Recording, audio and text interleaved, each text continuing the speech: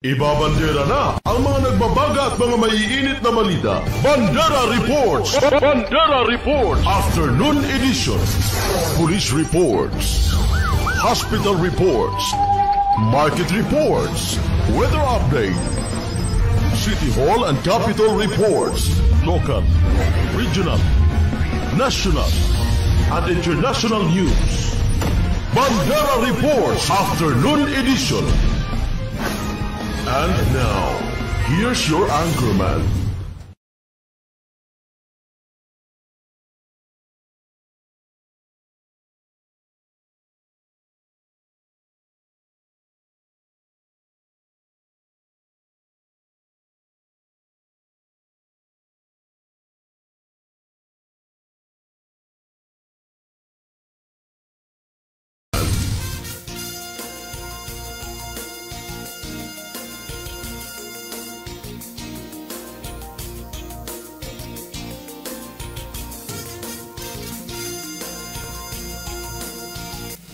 Sa ulo ng mga balita ngayong araw ng Martes sa Bandera News TV, Cotabato.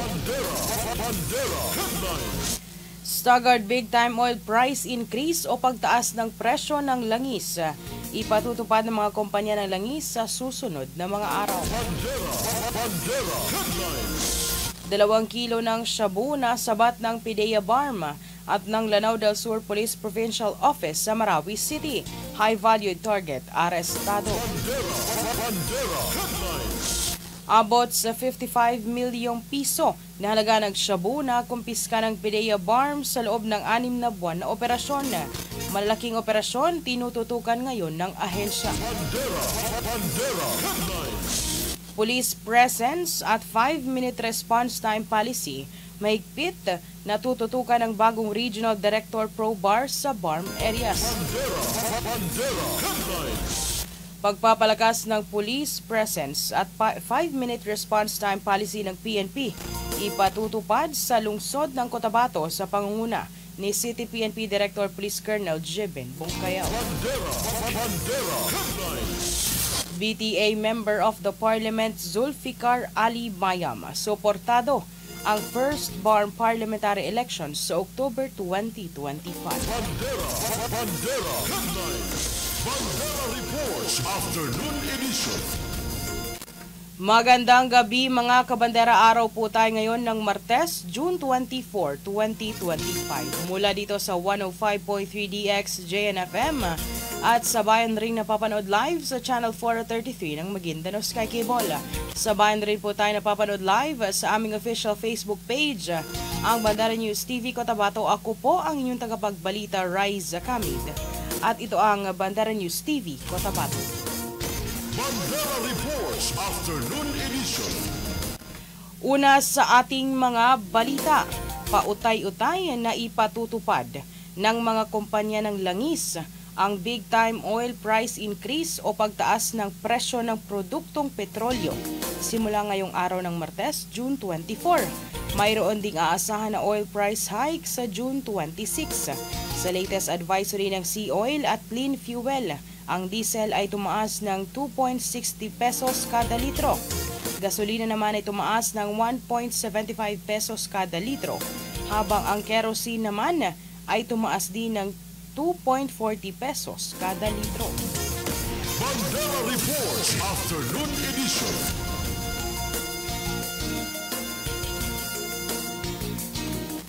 Sa iba pang mga balita, arestado naman ng PIDEA BARM katuwang ang Lanao del Sur Police Provincial Office ang high-value target sa ikinasang drug buy-bust operation sa Barangay Bangolo, Marawi City, Lanao del Sur. Ito lamang linggo kung saan abot sa 2 kilo ng shabu ang nasamsama.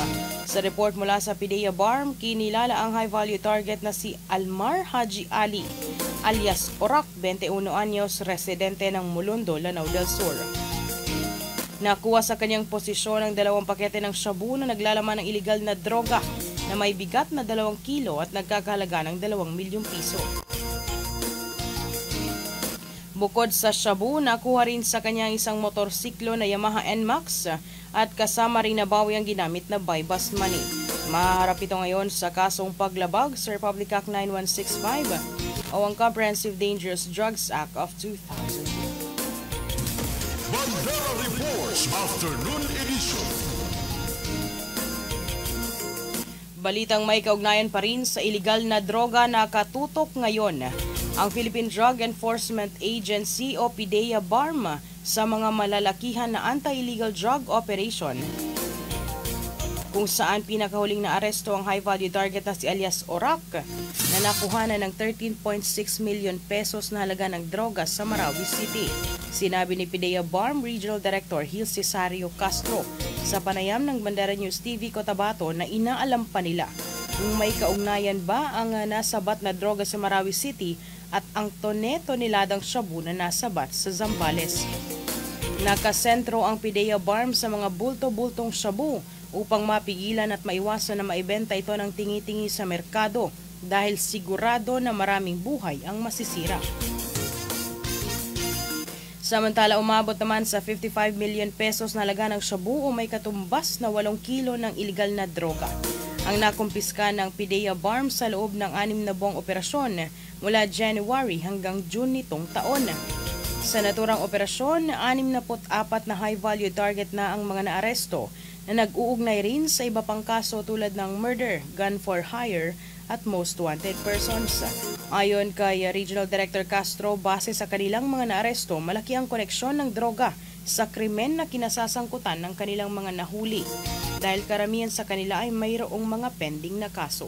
Nangako naman ang PDEA-BARM na mas paigtingin ang kampanya kontra iligal na droga, pagsubaybay at pag-operate laban sa mga high-value targets sa BARM areas at ipagpapatuloy ang reintegration at rehabilitation program para naman sa mga nabiktima ng iligal na droga. Bandera Live Report.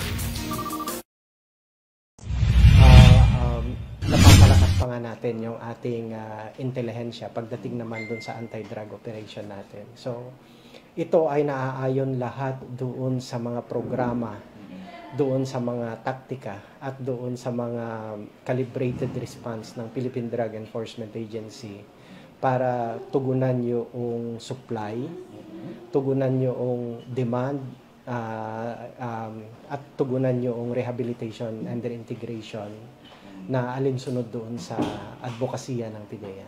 Actually, itong si Orac ay bahagi ng isang malaking organisadong drug crime dyan sa bandang Marawi. May mga pagkakataon na kinall off namin yung aming operation dahil nga nagkakaroon ng malalagay sa alanganin yung aming mga operatiba dahil doon sa mga pinipili niyang lugar. We give an upper hand kasi doon sa mga safety ng ating mga tao. So, eventually, nag-agree sila doon sa isang lugar na kung saan we can both have an advantage doon sa situation. So, nag-materialize yung operation. Usually, may mga slight resistance ito, kaya lang walang armed confrontation tulad ng mga nakagawian na natin sa BARM. Kaya nga, ang paalala ko lagi sa mga tao namin, we must have an upper hand pagdating sa operation. Kung titignan natin yung mga pag-aaral at mga datos, ang isang drug personality o yung gumagamit ng illegal na droga ay nakakakonsumo siya ng 1 gram sa loob ng 5 gamitan o 3 hanggang 5 gamitan. So kung ang 1 gramo na to ay nakakapagtala ka ng 1 o 5 gamitan na sineshare ng 2-3 tao sa isang pot session, malaki-laking datos yung makikita natin na maaaring maging biktima ng illegal drugs na umaabot ng mahigit 2 kilo. Yung mga malakihan na ganito, binabasag yan. Mula dun sa malaking supply, binabasag-basag nila yan. So, maaring hindi lamang siya sa Marawi, maaring umabot sa ibang bahagi ng Lanao, at maaring umabot sa ibang bahagi ng Lanao del Norte, or even Maguindanao. Meron kaming national service at lahat ng mga packaging, modus operandi at saka yung mga pagkakakilanlan ng illegal drugs, isinasubmit namin doon sa national office namin at sila yung nagbibigay ng pahayag kung may kinalaman ba ito o bahagi ba ito ng supply mga nahuli doon sa karagatan. Ang tawag namin diyan ay profiling. Pero base sa aming mga initial na assessment at base doon sa mga packaging na nakuha natin kay ORAC, may mga tugma doon sa packaging niya na maaring ito ay galing sa ibang bansa, sa Golden Triangle na tinatawag nila. But then, magbibigay ng assessment yung aming national office. Reports Afternoon Edition. Samantala sa iba pang mga balita, mas paig tingin ng bagong Regional Director ng Police Regional Office BARA na si Police Brigadier General Jason De Guzman ang presensya ng kapulisan sa iba't ibang lugar sa BARM Region at ang pagpapatupad ng 5-minute response time policy. Ito ay alinsunod sa ipinag-utos ni PNP Chief Nicolas Torre III na dapat mas nakikita at nararamdaman ang presensya ng kapulisan sa kani-kanilang areas of responsibility. Mahigpit naman na pag-aaralan at babantayan ni General De Guzman kung kakayanin ng mga kapulisan ng ProBAR ang 5-minute response time policy at binigyang diin ito na kakayanin lamang ito kapag nasa kani-kanilang area. Ang kapulisan hindi umuwi at hindi nawawala sa kanilang areas. Layunin aniya ng polisiya na ito na mabawasan ang insidente ng krimen at mapanatili ang kaayusan at kapayapaan sa lugar. Samantala, pinaghahandaan na rin ng bagong regional director ang mga ipatutupad na seguridad para sa first BARM parliamentary elections na gaganapin sa Oktubre. Hinihiling ni General De Guzman ang kooperasyon ng bawat isa, suportahan ang kanyang liderato at pagtulungan ang pag-abot ng kapayapaan. Hinihikayat rin ito ang publiko na huwag idaan sa dahas at armas ang mga hindi pagkakaunawaan bagkus pag-usapan na lamang ito. Si Brigadier General Jason De Guzman ay formal nang umupo bilang bagong Regional Director ng ProBAR nito lamang araw ng Linggo, June 22. Bandera Reports Afternoon Edition. Kaugnay sa balitang yan, kinumpirma naman ni Cotabato City Police Director Police Colonel Jibin Bongkayaw na sinimulan ng ipatupad sa Cotabato City ang pagpapalakas ng police presence at 5-minute response team o response time policy ng PNP. Ito ay alinsunod aniya sa direktiba ni PNP Chief Nicolas Torre III na dapat makita at maramdaman ang presensya ng kapulisan sa komunidad. Nagpapasalamat si Bongkayaw kay ProBAR Regional Director Police Brigadier General Jason De Guzman matapos na i-recognize ang pagpapatupad ng Cotabato City Police Office ng mas malakas na police presence at 5-minute response time policy. Dagdag pa ni Bongkayaw, mas lalo pang lalakas ang anti-criminal prevention at monitoring ng Cotabato City Police Office sa susunod na buwan dahil gagamit na sila ng modern technology system. Samantala, binigyang diin ni City Director Bongkayaw ang kahalagahan ng partisipasyon ng publiko sa mas malakas na pagpapatupad sa batas ng mga kapulisan. Aniya, mas mapapabilis ang pagresponde ng kapulisan kapag agarang nag-report ng mga kahina-hinalang bagay o tao sa kani-kanilang mga lugar. Kaya naman hinihikayat nito ang publiko na agad na makipag-ugnayan at i-report sa PNP ang mga bagay na may kaugnayan sa krimen. Bandera Live Report. Kami lang po ay sumusunod sa direktiba ng Chief ng Philippine National Police na kailangang magiging yung 3 to 5 minutes response time. Tapos dapat yung response time natin ay may kaakibat na modern technology. Gamitan natin ng modern technology. At pangalawa, yung sistema sa duty na kailangan maraming police presence doon sa mga highways natin. Ito ay alinsunod lamang doon sa direktiba ng ating pamunuan. At kami po again nagpapasalamat na at least nakikita ito ng pamunuan sa ating Philippine National Police with regards sa aming mga ginagawa. At kami patuloy pa rin na gawin namin ito para ma-perfect namin ng mga innovation or mga efforts natin para sa crime prevention. Maganda rin ang resulta natin at medyo napapansin natin na medyo Wala na masyadong krimen sa Cotabato City, medyo konti, medyo meron man pero manageable, pero sana wala talaga. But these are one of the indicators diyan sa mga ini-implement natin. Na ang unang-una, ang pinaka-main purpose lang talaga dito ay para iparating sa taong bayan na nandiyan yung kapulisan niya. Nandiyan yung kapulisan niya na ready to respond within 3 to 5 minutes. Sabi pa nga ni PNP, tawag kayo sa 911, ang lahat ng kapulisan ay nandiyan sa inyong cellphone. Itong tinatawag na 911. Actually, yung 911, i-implement yan nationwide. Pag mag-implement po yan, lahat na yan tayo. I-dial mo na sa 911, nandiyan na yung... Unang-una, nung bago pa namin ito, halos na perfect namin ito sa ngayon, nag-umpisa kami sa communication. Nagkaroon kaming problema sa communication. Wala kaming radyo nung araw. Ngayon, dahan-dahan na na-beef up yung radio natin. Pangalawa, yung sa internet, internet connection. Dahan-dahan natin na nilagyan ng internet yung mga stations natin, mga natin.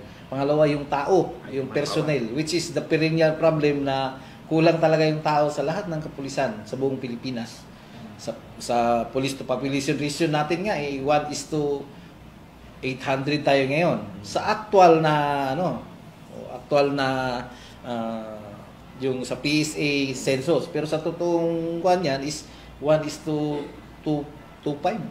ang police to population ratio sa Cotabato. In the sense na hindi lahat na nandito sa Cotabato ngayon ay taga Cotabato. Ang iba dito taga ibang region at ibang municipality at dito lang naninirahan sa Cotabato.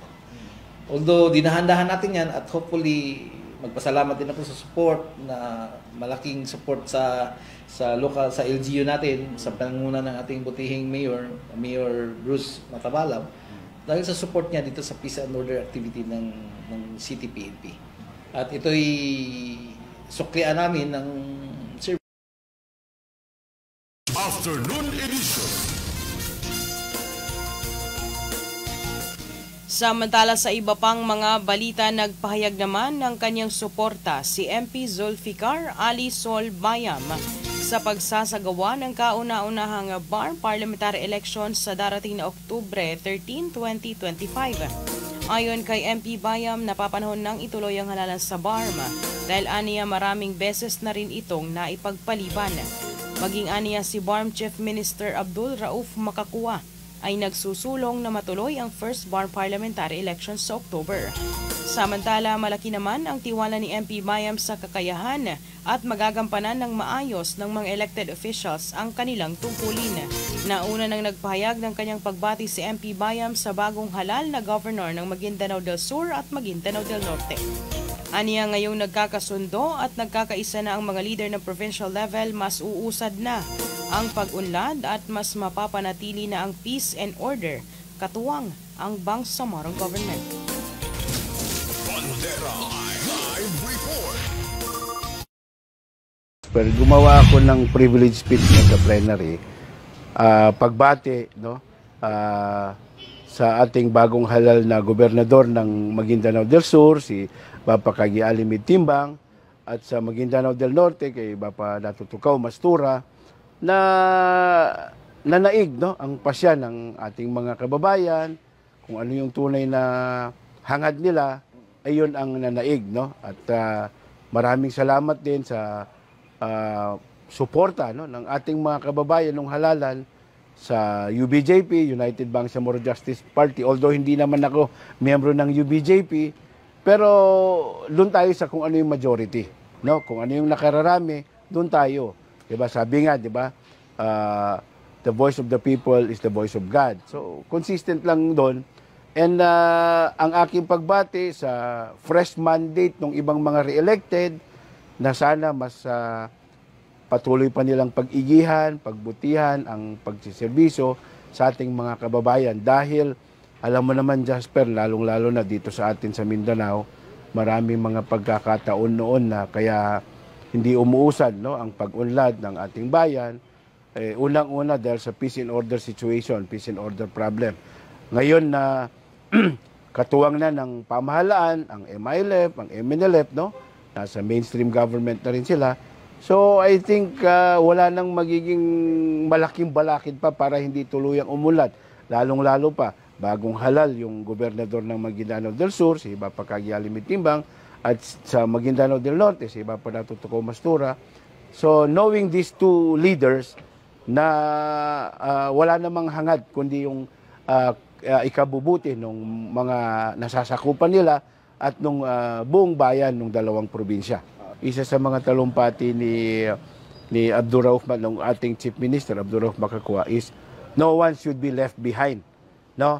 So, very inclusive ang approach niya, no, sa pamamahala bilang Chief Minister ng BARM. So, kami namang mga miyembro ng Parliament, doon din kami nakatimon, no? Doon din kami sa kung ano yung guidance na binigay ng ating Chief Minister. Sa pagkakakilala ko, no, sa ating Chief Minister, kay Apo Sami, kay Bapa Sami, na napakadali niyang kausap. Yes, yes, no, no. Kumbaga, ang ibig ko sabihin, hindi siya yung tipo ng pinuno o leader na mangangapaka kung ano nasa isipan niya, kung ano nasa saloobin niya. Kasi on several occasions, I've witnessed it myself, how expressive he was and he is about what he feels about so many issues. So consistent lang doon, maganda at very, gaya nga ng sabi ko kanina, very inclusive ang approach niya bilang Chief Minister. Bukod sa yan ang nakasaad sa batas, no? Ako personally, yes. Kasi unang-una, ilang beses na rin, no, na postpone itong BARM elections. Sabi nga rin ng ating Chief Minister, Abdurrauf Makakua, na siya rin mismo ay isinusulong niya na matuloy na, no, harinawa yung halalang naka-schedule sa October, no? And consistent din naman sa kung ano yung nakasaad sa batas.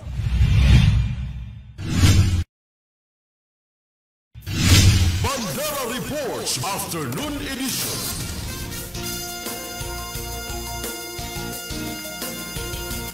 Samantalang maganda naman ang kinalabasan ng katatapos na public consultation ng Bangsamoro Transition Authority sa Redistricting Bill of 2025 na ginanap sa Maguindanao del Sur, Maguindanao del Norte, Cotabato City at Special Geographic Areas o SGA BARM.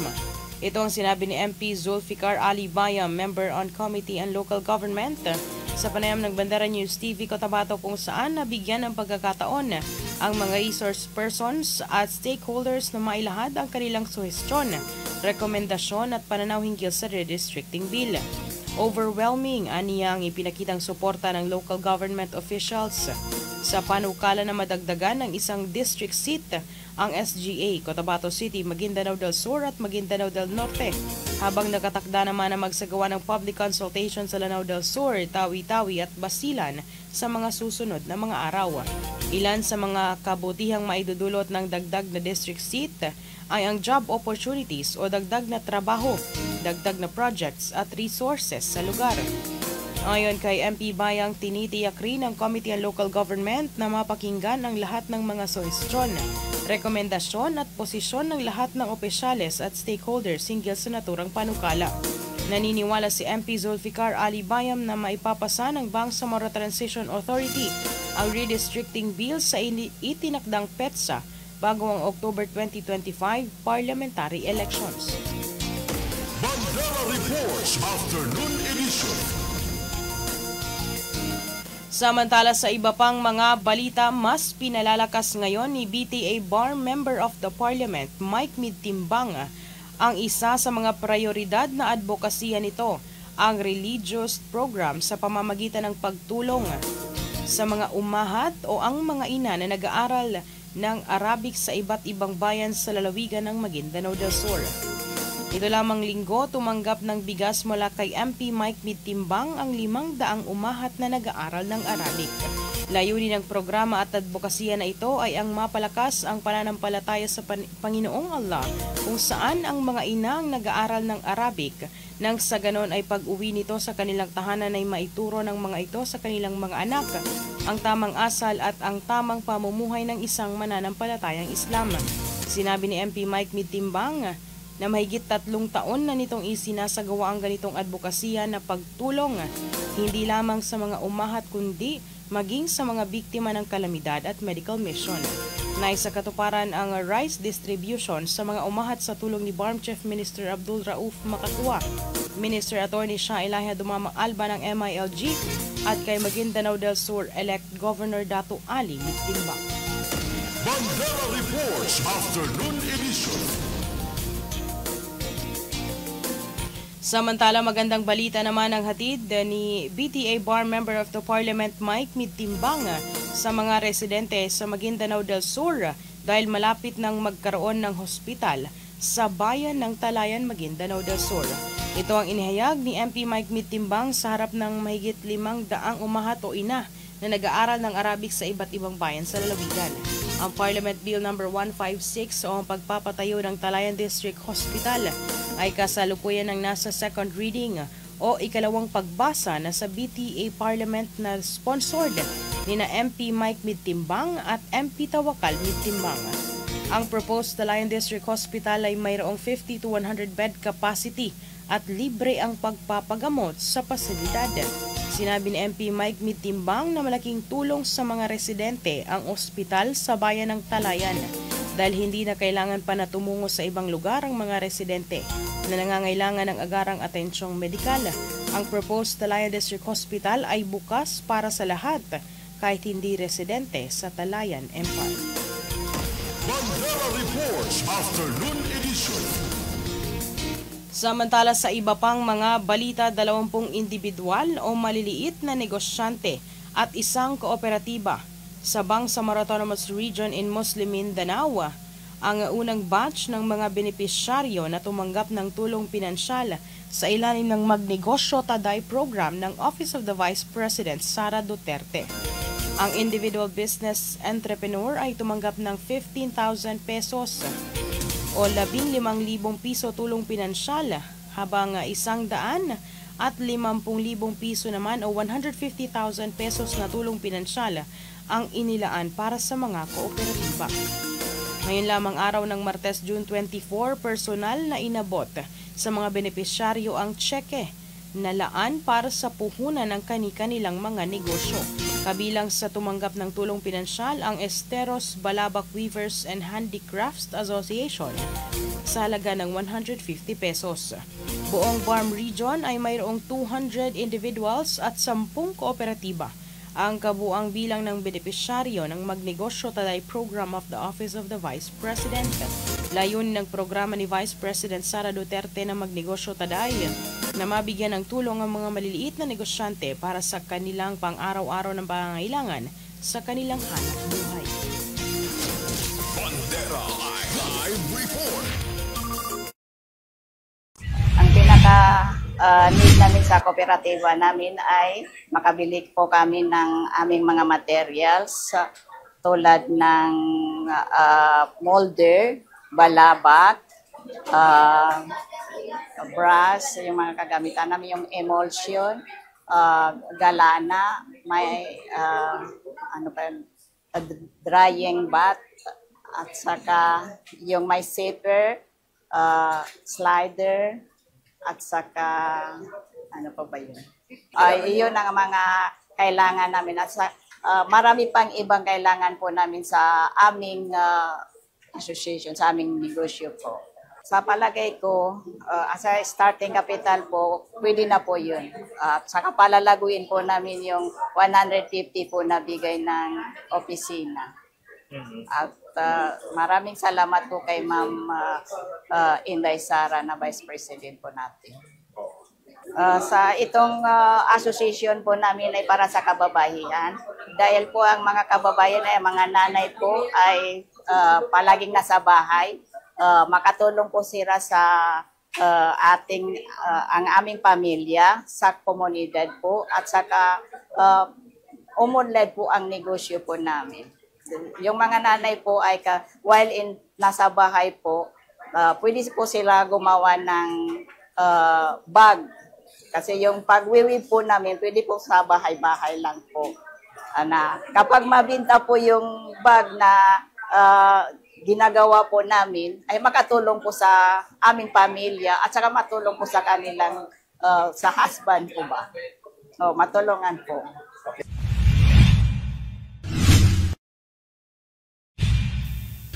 Bandera Reports Afternoon Edition.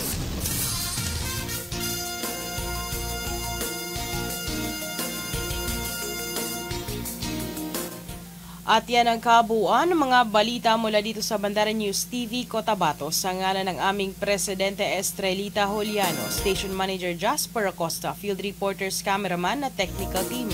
Ako po ang yung tagapagbalita Raiza Kamid para sa pinakarespetado sa news and current affairs.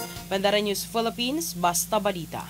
Bandera 105.3 Radio Bandera Cotabato City. Inakarespetado sa news and current affairs. Ito ang bagong radyo ng sambayanang Pilipino. Radyo Bandera. Tahanan ng mga balitang totoo, musikang bago at may serbisyo publikong taos sa puso. 105.3 Radio Bandera. Iwawagayway ang bandera ng balayang pamamahay.